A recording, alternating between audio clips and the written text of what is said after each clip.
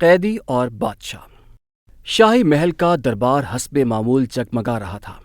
سونے کی قندیلوں کی روشنی میں فرش کے سنگ مرمر ایسے جھلملاتے جیسے پانی پر چاندنی برس رہی ہو۔ وزراء و امراء قطار در قطار خاموش اور باوقار بادشاہ کے سامنے دست بدستہ کھڑے تھے۔ فضا میں ہیبت ایسی چھائی تھی کہ کوئی اونچی سانس لینے کی جرأت نہ کرتا۔ اچانک دربار کے دروازے کھلے اور سپاہی ایک قیدی کو اندر لائے۔ چہرہ زرد، آنکھوں میں وحشت اور ہونٹوں پر بے بسی کی لکیر۔ وہ قدم گھسیٹتا ہوا تخت شاہی کے سامنے جا کھڑا ہوا۔ سپاہی نے اعلان کیا، جاہ پناہ، یہ وہ مجرم ہے جسے آپ نے موت کی سزا سنائی ہے۔ بادشاہ نے غرور اور سختی کے ساتھ ہاتھ کا اشارہ کیا۔ اس ایک اشارے کا مطلب تھا انجام قریب ہے۔ قیدی کے دل پر جیسے بجلی گری، زندگی کی ڈور ہاتھ سے نکلتی محسوس ہوئی، اور جب انسان کے پاس کھونے کو کچھ بھی باقی نہ رہے تو وہ دل کی بات زبان پر لے آتا ہے۔ قیدی نے کپ کپاتی مگر بلند آواز میں کہا، اے ظالم بادشاہ، سن لے، جب کوئی انسان جان سے جاتا ہے تو وہ سچ بول دیتا ہے۔ جب فرار کی کوئی راہ باقی نہ رہے تو آدمی تلوار کی دھار بھی تھام لیتا ہے۔ جب امید مر جائے تو زبان لمبی ہو جاتی ہے، جیسے دیوار سے لگی بلی کتے پر حملہ کر دیتی ہے۔ یہ کہہ کر اس نے بادشاہ کو برا بھلا کہنا شروع کر دیا۔ دربار کے ستون لرز اٹھے، سب کی آنکھیں پھٹ پڑیں۔ سپاہی تلواریں کھینچنے ہی والے تھے کہ بادشاہ نے ہاتھ اٹھا کر روک دیا۔ یہ کیا کہہ رہا ہے؟ بادشاہ کی بھاری آواز دربار میں گونجی۔ وزراء میں سے ایک نیک اور دانا وزیر تھا۔ اس کے چہرے پر نور اور آنکھوں میں سکون کی چمک تھی۔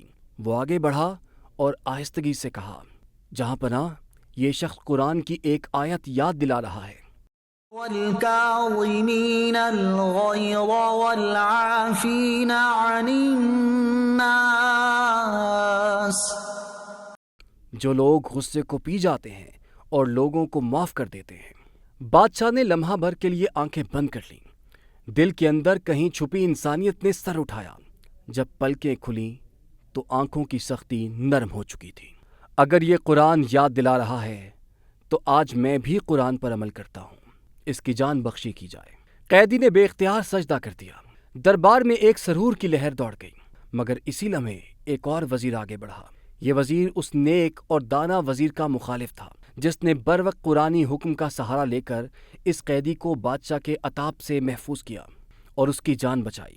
اس وزیر کے وجود میں اس عقل مند اور باصلاحیت وزیر کے خلاف حسد اور نفرت بھری ہوئی تھی۔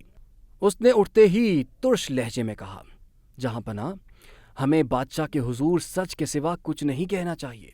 یہ قیدی گستاخی کر رہا تھا، آپ کو گالیاں دے رہا تھا، یہ آیت نہیں پڑھ رہا تھا۔ بادشاہ کی نگاہ اس پر جمی۔ دربار میں سناٹا چھا گیا۔ کچھ لمحے بعد بادشاہ بولا، اے وزیر، تیرا یہ سچ مجھے اس وزیر کے جھوٹ سے زیادہ ناپسند ہے، کیونکہ اس کا جھوٹ رحمت کے لیے تھا اور تیرا سچ فساد کے لیے۔ داناؤں نے کہا کہ مصلحت کے تحت بولا گیا جھوٹ اس سچ سے بہتر ہے جو دلوں میں زہر گھول دے۔ اگر کسی کے کہنے پر بادشاہ ظلم کرے تو اس سے بڑی شرمناک بات کوئی نہیں۔ یہ کہہ کر بادشاہ نے تخت کی پشت کی طرف اشارہ کیا جہاں پتھر پر کندہ الفاظ جگمگا رہے تھے، اے بھائی، دنیا کسی کے ساتھ نہیں رہتی، اپنا دل خالق سے جوڑ، اس دنیا پر تکیہ نہ کر، اس نے تجھ جیسے بے شمار پیدا کیے اور مٹی میں ملا دیے۔